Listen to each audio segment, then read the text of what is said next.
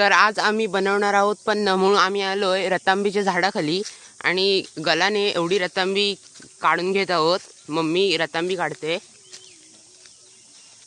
तर एवढी रतांबी आम्ही साठवलेली आहेत. आज मम्मी बनवणार आहे कोकम सरबत. त्यासाठी एवढे रतांबी मम्मीने साठवलेला नाही आणि आता ते कट करून घेते कोकम सरबतसाठी आणि त्याच्या साली वेगळ्या करते आणि त्याच्या बिया वेगळ्या करते आणि एवढी साखर घेतलेली आहे. तर कोकम सरबत बनवण्यासाठी मम्मी या रतांबींच्या सालीमध्ये अशी साखर भरून ठेवते आणि ती साली जारमध्ये भरून ठेवणार. आता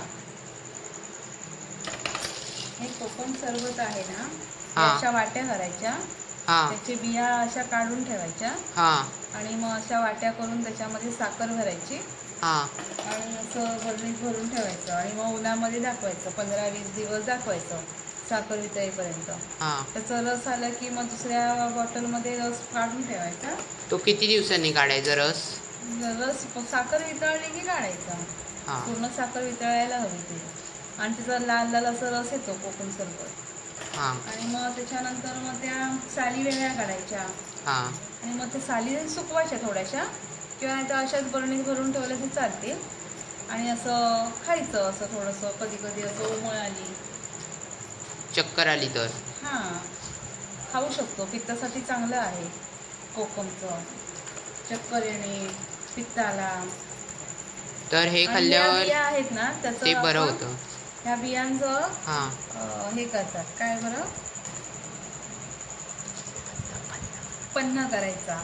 बी आहे ना, रस काढायचं, त्याच्यात साखर, मीठ आणि मिरची आणि बर्फ घालायचं, झाला पन्ना.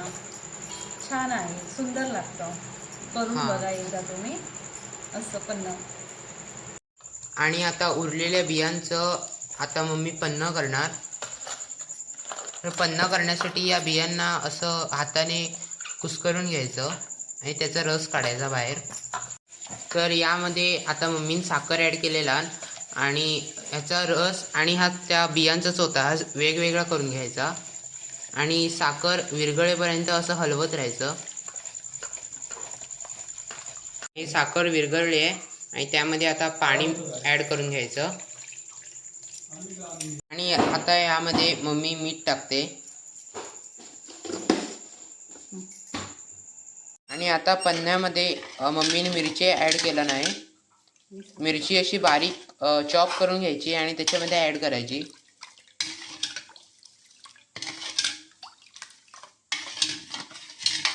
तर पन्ना रेडी झालेलं आहे आणि ते आता मम्मी पेल्यामध्ये सर्व करते.